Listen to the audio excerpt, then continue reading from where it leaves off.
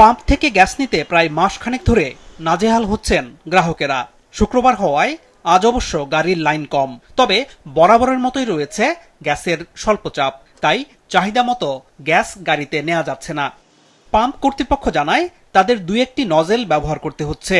সব নজেল চালু রাখলে কোনোটাতেই গ্যাস পাওয়া যাচ্ছে না। কম লাগলেও 2 থেকে 2.5 ঘন্টা সময় লাগে। আজকে একটু কম। হ্যাঁ, শুক্রবার দেখে।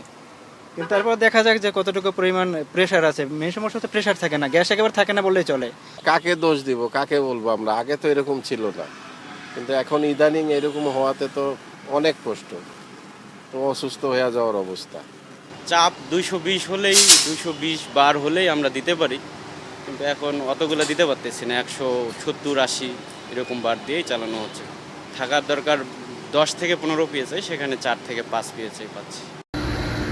এদিকে গ্যাস সংকটে গাজীপুর, নারায়ণগঞ্জ, সাভার, আশুলিয়া, নরসিংদী, ময়মনসিংহ সহ বিভিন্ন এলাকায় গ্যাস নির্ভর অনেক কারখানায় উৎপাদন নেমে এসেছে স্বাভাবিক সক্ষমতার 20 থেকে 30%। বিভিন্ন কারখানায় বিকল্প জ্বালানি হিসেবে এলপিজি সিলিন্ডার কিংবা কাঠ পুড়িয়ে বয়লার চালু রাখা হচ্ছে। এতে উৎপাদন পুরোপুরি বন্ধ হওয়া থেকে রক্ষা পেলেও বেড়েছে খরচ। আমাদের বর্তমানে পর্যাপ্ত অর্ডার আছে। গ্যাস সংকটের কারণে আমরা যথাসময়ে ডাইং করতে পারতেছি না। লক্ষ লক্ষ কোটি কোটি টাকার ক্ষতি হচ্ছে।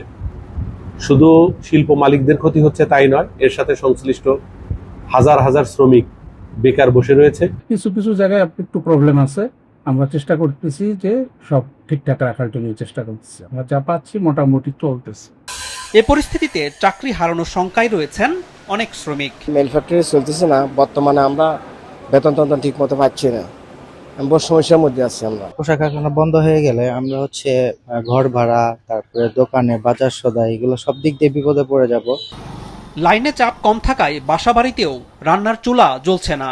এই অবস্থায় বাড়তি দামে বিক্রি হচ্ছে গ্যাস সিলিন্ডার জানিয়ে ক্ষোভ জানিয়েছেন ক্রেতারা। পেট্রোবাংলা জানিয়েছে আগামী রবিবার এক্সিলারেটের গ্যাসবাহী কার্গো আসলে সেখান থেকে এলএনজি খালাস করার পর ব্যবহারযোগ্য গ্যাসে রূপান্তর করে তারপর সরবরাহ করা হবে। তাই সহসায় সংকট দূর হচ্ছে না। আনোয়ার হোসেন, মাছরাঙা সংবাদ, ঢাকা।